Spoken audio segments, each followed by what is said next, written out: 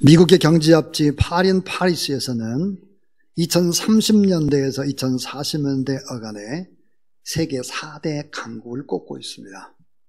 영어로 GUTS 그랬습니다. G는 Germany, 그래서 독일이 세계 4대 강국이 될 것이다.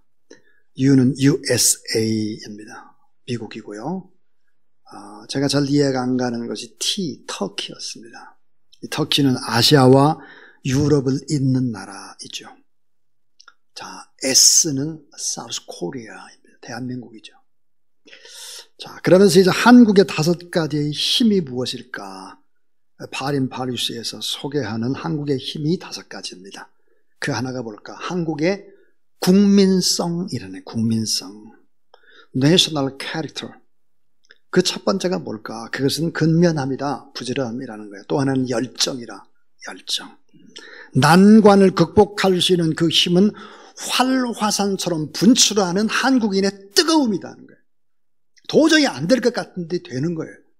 꿈은 이루어진다 하면 막 하면 그 열정이 다 입증이 됐죠. 88 올림픽이라든지 또 월드컵이라든지 이런 걸 통해서 보면 한국인의 엄청난 분출하는 저력들을 보여줬습니다. 그래서 한국인의 국민성, 이게 힘이다. 두 번째는 한국인의 교육열이다 그랬습니다. 교육열. 뛰어난 한국인의 교육에 대한 뜨거움입니다.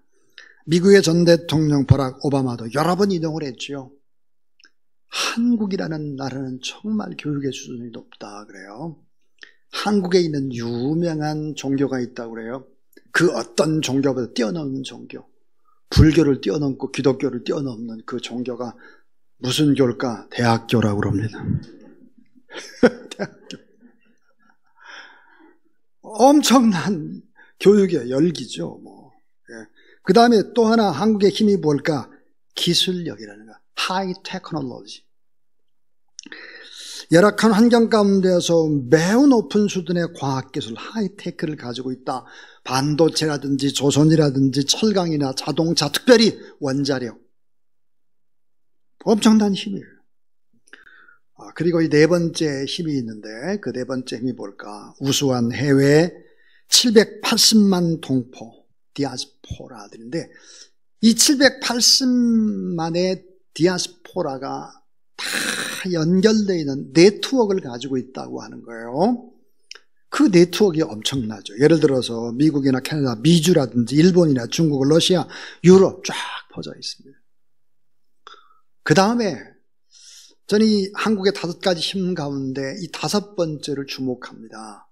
그 5번째는 뭐를 꼽고 있는가 그러면 한국의 개신교가 정신적이고 도덕적인 기초를 대한민국에 제공하고 있다 그랬습니다. 한국의 개신교가 정신적 도덕적인 기초를 제공한다 그랬어요. 지금 참 많이 좀 어려운 그런 상황 속에 있지만 그러나 결국은 한국의 개신교가 한국의 많은 부분들을 깨우고 윤리적으로 도덕적으로 그런 부분들을 이끌고 있다 그랬습니다. 아시아에서 처음으로 성공한 교회, 뿌리 내린 교회, 한국교회입니다. 미래의 역사에 너무나 귀한 역할을 자랑스러운 한국교회가 감당하게 될 것이라고 소개하고 있습니다. 자, 여러분, 세계의 197개국에 한인교회가 몇 개나 될까? 6,500개입니다. 197개국에 6,500개의 교회가 있습니다. 한국인 선교사의 숫자가 얼마나 될까? 168개국에 27,000명입니다. 여기다가 전문인 선교사까지 합치면 3만이 훨씬 더 넘습니다. 여러 방송국에서 한국 개신교의 약점을 지적하고 고발하는 프로그램이 1년에 34회나 됐다고 합니다. 특별히 해외에 나가 있는 선교사님들의 문제도 TV에서 고발하고 문제를 지적하기도 했습니다. 그러나 이 복음을 받은 한국교회는 하나님께서 사용하시고 특별히 아시아의 복음화를 위해서 또 세계 선교를 위해서 하나님께서 지금도 한국교회를 사용하고 계시다. 여러분, 우리 교회만 해도 마찬가지입니다. 이장남 선교사만 하더라도 지금 중국 성의 5개 성의 줌으로 계속해서 코로나와 관계없이 신학 강의를 계속 여러 교수들이 하고 있죠.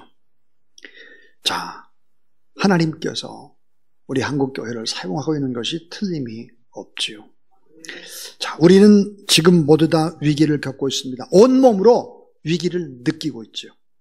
그러나 제2의 종교개혁의 기회로 삼는다면 복음의 힘으로 우리는 난국을 헤쳐나갈 수 있고 교회는 다시 민족의 희망이고 축복의 통로가 될 수 있다는 사실을 믿으시기를 바랍니다. 자, 2022년도 우리 주사랑교회 표어가 오직 복음입니다.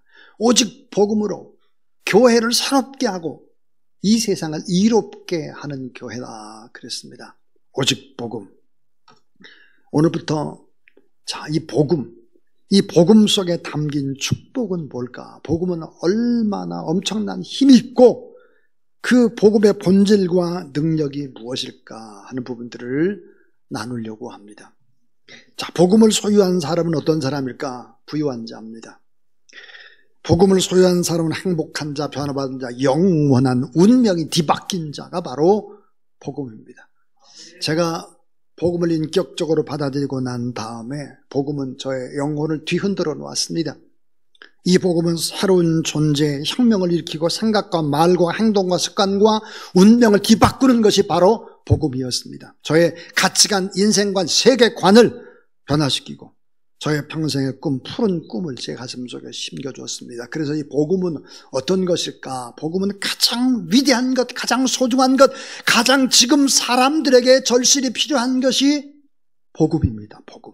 이 복음은 생명보다 귀하기 때문에 복음을 위해 많은 사람들이 목숨을 거는 것이지요. 여러분, 복음이란 뭘까요? 복음. 이 복음이란 뭘까? 고린도전서 15장 1절 2절에 보니까 형제들아 내가 너에게 전한 복음을 너에게 알게 하노니 이는 너희가 받은 것이요 또 그 가운데 선 것이라 너희가 만일 내가 전한 그 말을 굳게 지키고 헛되이 믿지 아니하면 그로 말미암아 구원을 받으리라 그랬습니다. 자, 마가복음 1장 1절에 보니까 하나님의 아들 예수 따라하세요. 그리스도의 복음의 시작이라. 자, 복음의 시작이 뭘까? 예수 그리스도라고 하는 거예요. 복음. 자, 이 복음은 복된 소식, 기쁜 소식, 말씀의 진리입니다. 그래서 복음 안에 보면 귀한 보화가 가득하죠. 복음이란 무엇입니까? 길이요, 진리요, 생명이요, 생수요, 영생이죠. 그리고 우리 안에 강력한 성령의 능력으로 임하셔서 우리를 이끌어 가시고 또 우리에게 비전도 주시고 우리를 치료하시고 회복하시는 이 복음.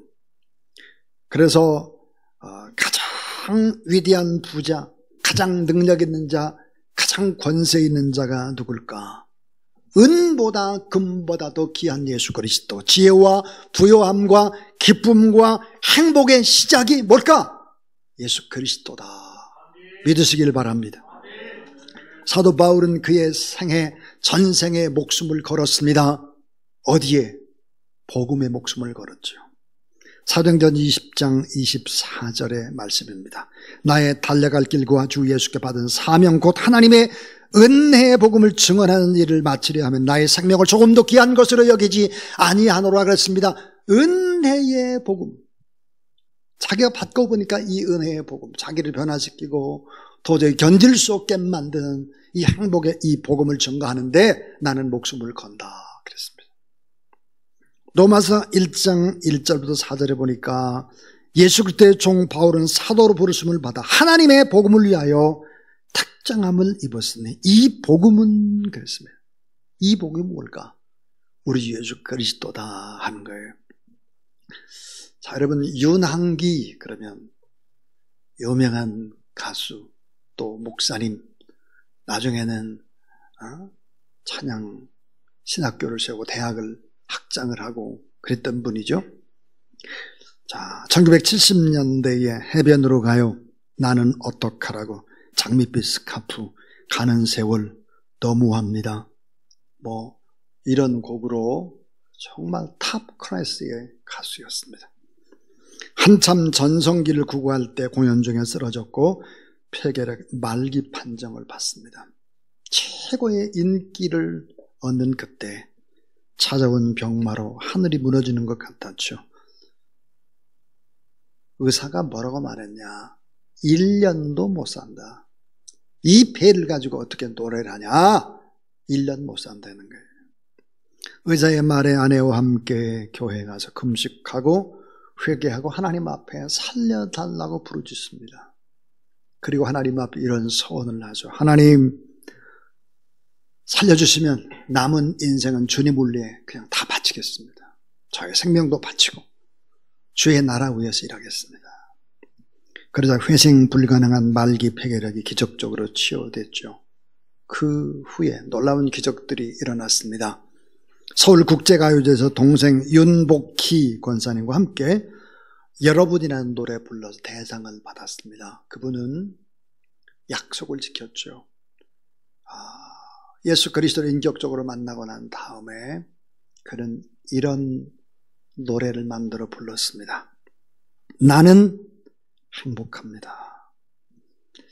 이 노래를 통해서 예수 안에 자기가 얼마나 행복한지를 늘 찬양하며 주님을 생각했습니다. 그 가사는 이러합니다. 나는 행복합니다. 나는 행복합니다. 나는 행복합니다. 정말 정말 행복합니다. 기다리던 오늘 그날이 왔어요. 즐거운 날이에요. 움츠렸던 어깨, 답답한 가슴 활짝 펴봐요. 가벼운 옷차림에 다정한 벗들과 즐거운 마음으로 들과 산을 뛰며 노래를 불러요. 우리 모두 다 함께 나는 행복합니다. 나는 행복합니다. 나는 행복합니다. 정말 정말 행복합니다. 너무 행복하다는 게 예수 그리스도를 만나고 나니까. 그래서 평생 불렀던 대중가요를 내려놓고 목사님이 되고 학교를 만들어서 하나님을 찬양하는 사람들을 키워내고 또 총장이 되고 나중에는 총회장이 되고 그랬죠. 자, 혹시 내 마음이 내가 너무 지쳤다, 불안하다, 두렵다 이런 생각이 자꾸 들면 생각을 해봐야 합니다. 내 안에 정말 복음 되신 예수 그리스도가 내 안에 있는가? 내 안에 세상을 이길 수 있는 힘, 성령을 주셨는데 내 안에 정말 성령이 역사하고 있는가를 점검해야 할 것입니다. 예수를 구주와 또 주인과 왕으로 모시고 그분의 통치를 받게 되면 행복할 수밖에 없는 것이죠. 오늘 저는 세 가지 얘기를 하려고 합니다. 그 첫 번째입니다. 첫 번째는 예수님은 참 하나님이시고 그분은 창조주이시다 하는 것입니다. 자, 예수님은 창조자이시면서 초월자입니다. 성경은 적어나기를 예수님은 알파와 오메가다, 처음과 나중이다, 시작과 끝이 되신다 그랬습니다. 그러므로 여러분, 예수 그리스도를 인격적으로 영접하기 이전에 내 인생이 어떻게 시작됐고 내 인생의 끝이 어디냐를 모릅니다. 예수 그리스도를 알아야 돼요. 그러면 시작과 마지막을 알게 됩니다. 예수 그분은 영원하시고 우리가 죽으면 영생한다는 이 진리, 죽음까지도 축복이 된다는 이 진리를 알기 시작합니다. 자, 예수 그리스도라는 이름의 권세는 하늘과 땅의 권세입니다. 그래서 예수 그리스도의 이름을 찬양할 때 천지가 진동하죠. 우주가 흔들리죠. 예를 들어 천사가 화답하는 것이고 우리가 하나님 앞에 예배드리고 기도하는 일이 얼마나 소중한지를 알기 시작하는 것이죠. 이것을 알지 못하게 되면 전부 다 가짜인 거예요. 아니, 예배 생활도 온전히 하지 못하는데 부자 돼가지고 뭐 할까요? 코로나19 뭐 어떤 것들이 온다 할지라도 하나님의 나라를 바라보고 예수 그리스도를 찬양할 때 내 안에 행복이 찾아오고 능력이 찾아와서 병고침을 받고 새 힘을 얻는다는 사실을 믿으시기 바랍니다. 왜 그러냐? 예수 그리스도는 창조주이세요. 전능하신 만왕의 왕이죠. 이 같은 예수 그리스도를 경배하고 찬양할 때 또 기도할 때 엄청난 축복과 행복과 능력과 새로운 삶이 시작된다고 하는 것이 성경의 증언이에요. 자, 복음을 들을 때 우리는 어떻게 될까요? 새롭게 태어나는 거예요. 새 피조물이 되는 것이죠. 갈라디아서 3장 14절에서부터 4장에 보니까 예수 그리스도를 영접하게 되면 아브라함의 복을 받는다게. 이 아브라함의 복이라고 하는 것은 좋은 복. 신명기 28장 1절부터 14절에는 갖가지의 복을 다 받는다는 거죠. 그리고 하나님을 아버지라고 부르게 되고 하나님의 자녀라고 하는 놀라운 권세의 이름을 받게 되고 하나님 나라를 통째로 상속받게 되고 자, 성령이 내 안에 임하게 되는 이런 놀라운 역사. 예수님은 누굴까? 참 하나님이다. 그분은 창조의 주이시다. 더 중요한 게 있어요. 그 두 번째는 예수님은 사람의 아들로 오셨다 하는 것입니다. 예수님은 사람의 아들로 오셨다. 오늘 누가복음 19장 10절은 이렇게 얘기하죠. 인자가 온 것은 잃어버린 자를 찾아 구원하려 하심이라 그랬습니다. 인자가 누굴까? 사람의 아들이라는 거예요. 똑같은 우리의 모습으로 오셨다는 거예요. 아까 창조주 하나님께서 우리의 모습으로 인간의 모습으로 올 수밖에 없었던 그 이유가 뭘까? 구속주 예수 그리스도. 자, 예수님은 하나님의 아들, 즉 하나님이시면서도 어떻게 인간의 몸으로 여자의 몸에서 성령으로 잉태돼서 똑같이 우리의 모습으로 올 수 있을까? 그 이유는 무엇일까? 이것을 알면 문제가 풀리는 거예요. 이것을 알아야 진짜 복음이 뭔지를 아는 거죠. 그 뭘까? 여자의 후손이 마귀 사탄의 일을 물리칠 수 있기 때문에 여자의 후손으로 온 거다 하는 거예요. 창세기 3장 15절은 원복음이다, 원래의 복음이다, 원시 복음이다 그래요. 자, 창세기 3장 15절 내가 너로, 이 너는 뭘까요? 이 너는 바로 뱀인데 이 뱀은 바로 원수마귀죠. 하나님께서 이렇게 말씀해요. 내가 너로 여자와 원수가 되게 하고 내 후손도 여자의 후손과 원수가 되게 하리니 여자의 후손이 누굴까? 예수 그리스도예요. 메시아예요. 여자의 후손은 내 머리를 상하게 할 것이요 너는 그의 발꿈치를 상하게 할 것이니라 하시고 그랬습니다. 이게 뭘까? 이 사탄이라고 하는 놈이 바로 첫사람 아담과 하와를 꼬드기는 것입니다. 그래서 결국은 하나님을 섬겨야 되는데 자기가 하나님보다 점점 더 높은 자리에 올라가려고 하는 것이죠. 자, 그래서 사탄이 하는 일을 멸하기 위해서 예수님께서 여자의 후손 메시아를 보내가지고 사탄의 머리를 박살을 내겠다라고 하는 것이 창세기 3장 15절입니다. 하나님이 그 사단의 머리를 깨부수기 위해서 사탄이 하는 일을 멸하기 위해서 여자가 낳은 후손 가운데 메시아를 보낼 것이다 그랬습니다.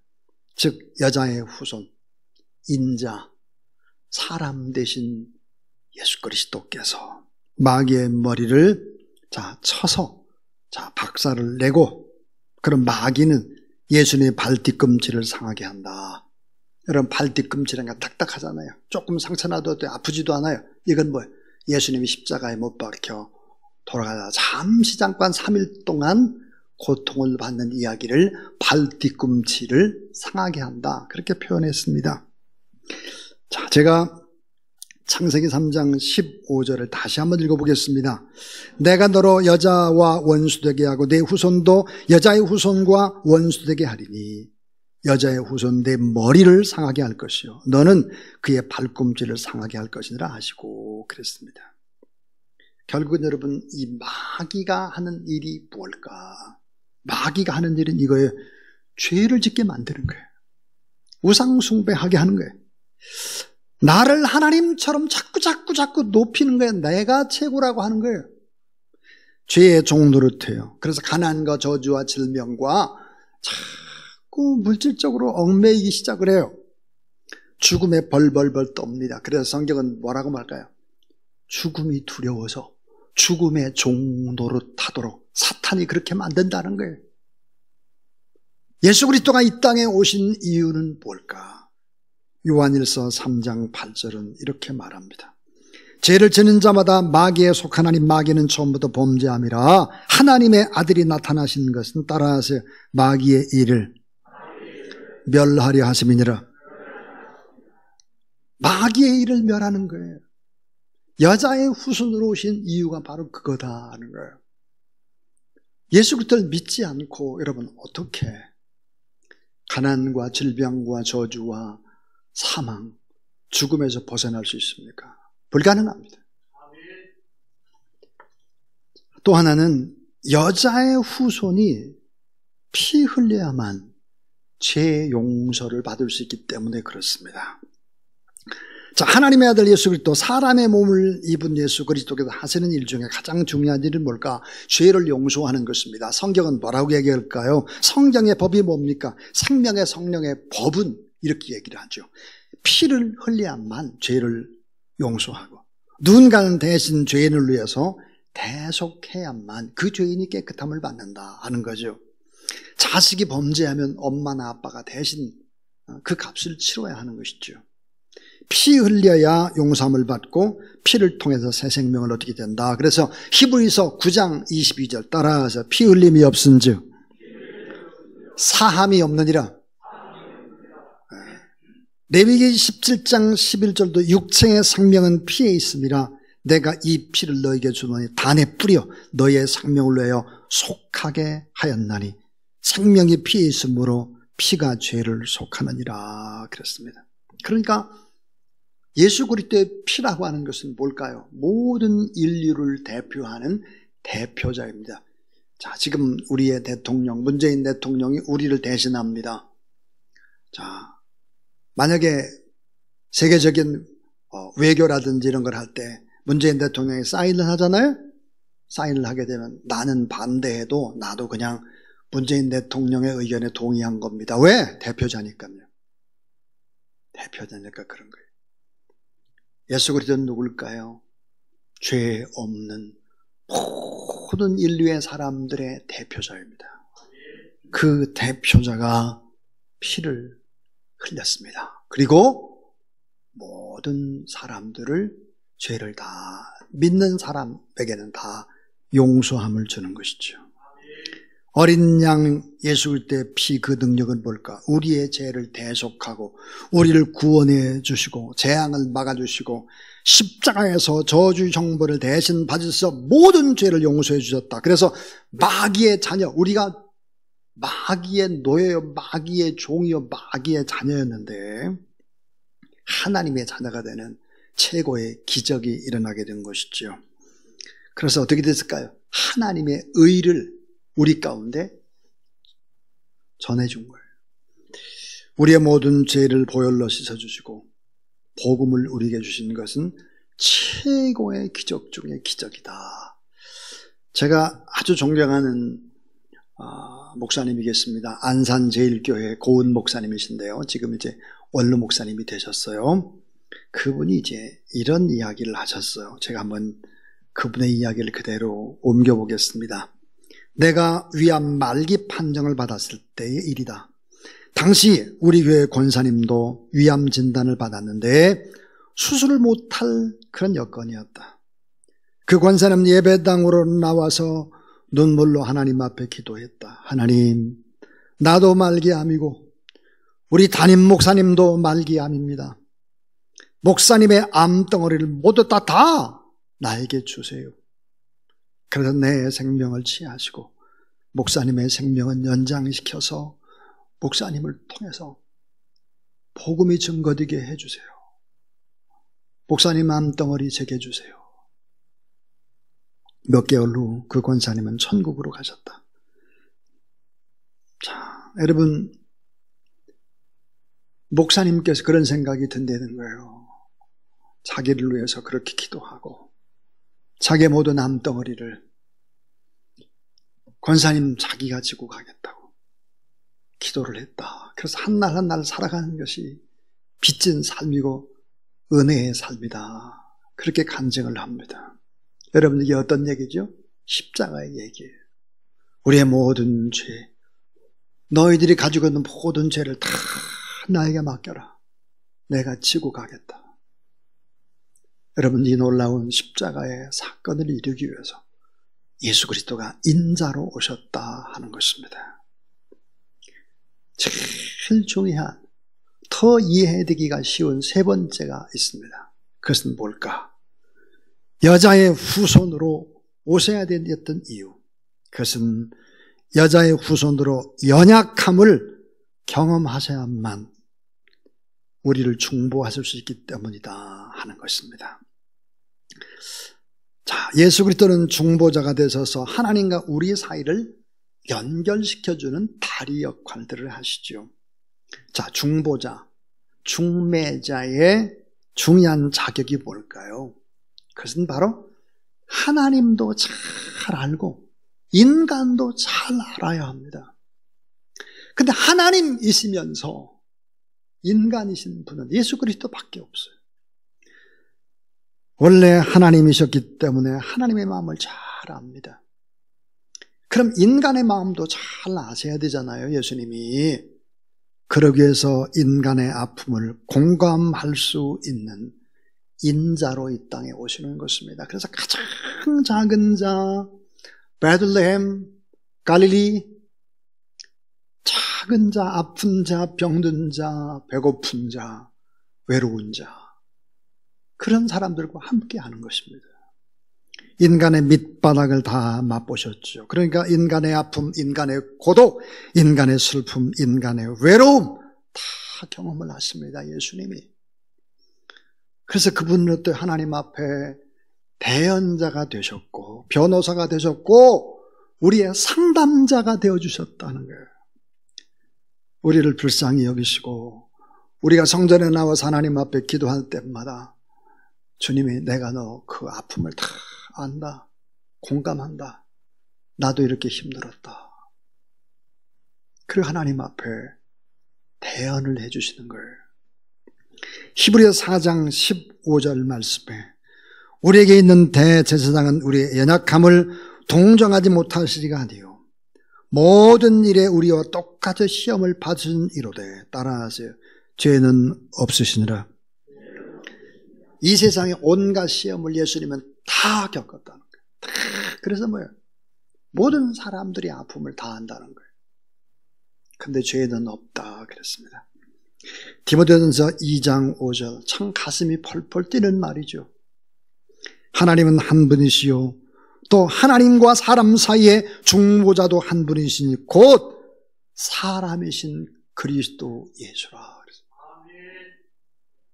한 분밖에 없다는 거예요. 한 분밖에. 우리를 알고 우리의 아픔을 대변하는 그분 한 분밖에 없다 하는 거예요. 결론은 이것입니다.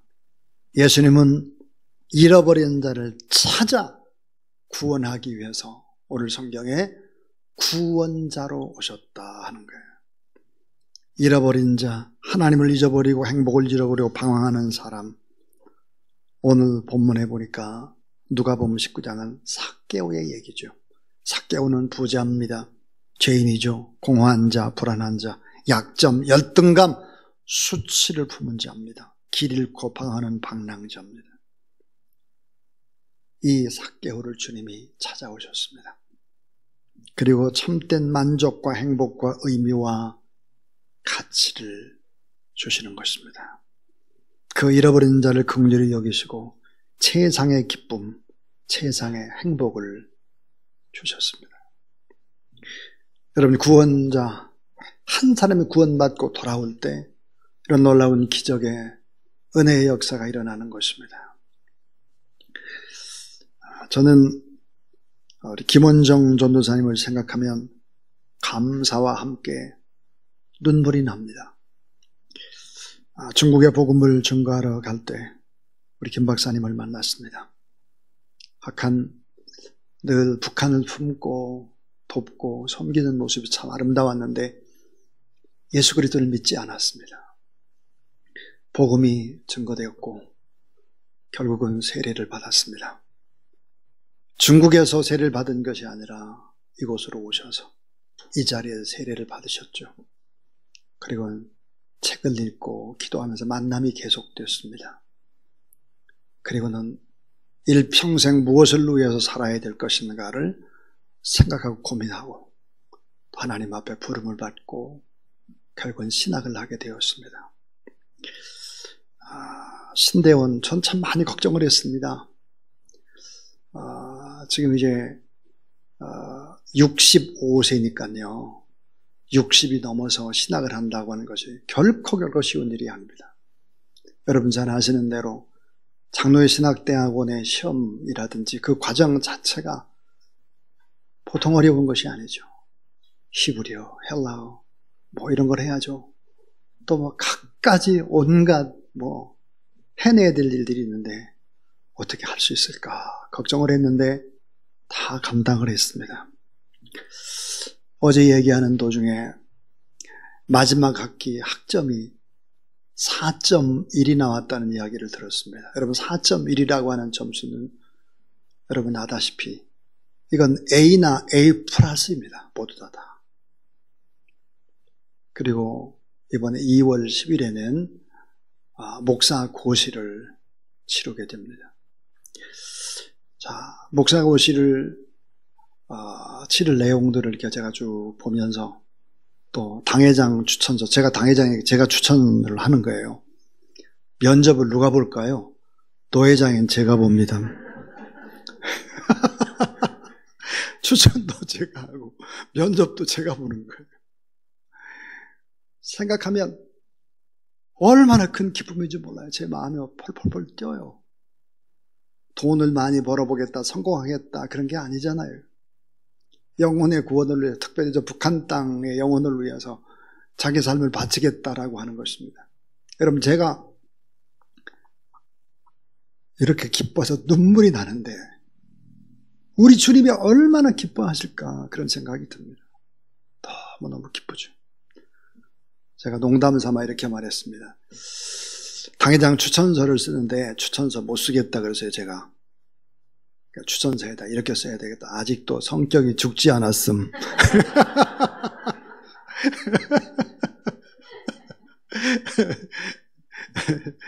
농담이죠.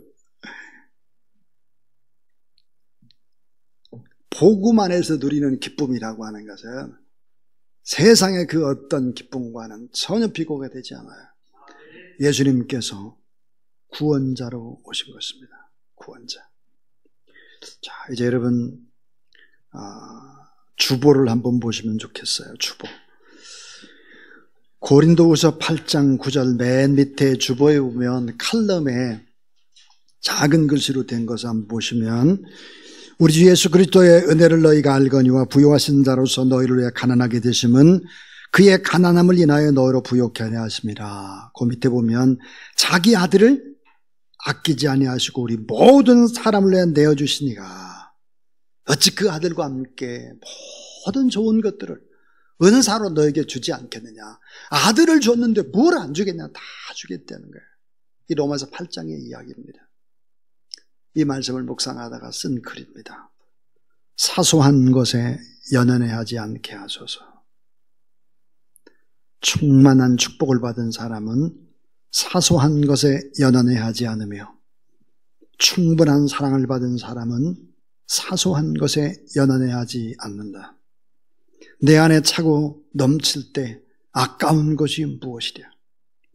사소한 것은 포기하고 양보할 수 있다. 넉넉한 마음으로 기쁘게. 하늘에 속한 사람은 오늘 고난을 받아도 평안할 수 있다. 여러분 하나님이 우리를 위해서 뭐야? 아들을 주셨어요. 아들을. 그 아들을 줄 뿐만 아니라 세상을 다 이길 수 있도록 성령을 주셨어요. 또 지금도 어때요? 하나님 보좌 우편에서 우리를 바라보고 중보 기도하고 계세요. 그러니까 행복 안 할 이유가 없고 양보 못할 이유도 없고 행복하고 넘치고 기뻐하고 감사해야 하는 것이죠. 사소한 것에 연연하지 않는 하나님의 사람들, 큰 믿음의 사람들 다 되기를 주님의 이름으로 축원합니다.